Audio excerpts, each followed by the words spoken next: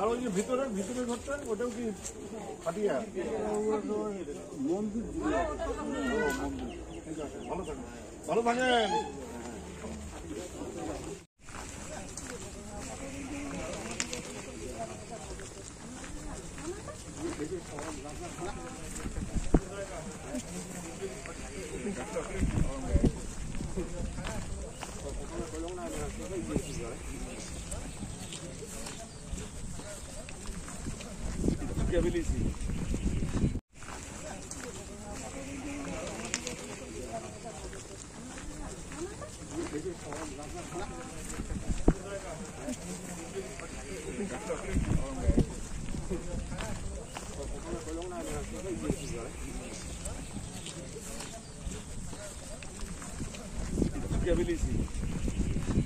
এটা তো আমাদের অভ্যেসের ব্যাপার।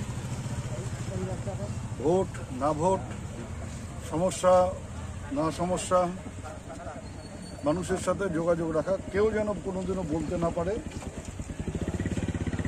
যে জিতিয়া গেছেন আর আসেন না, আর জেতা হারা পরের কথা।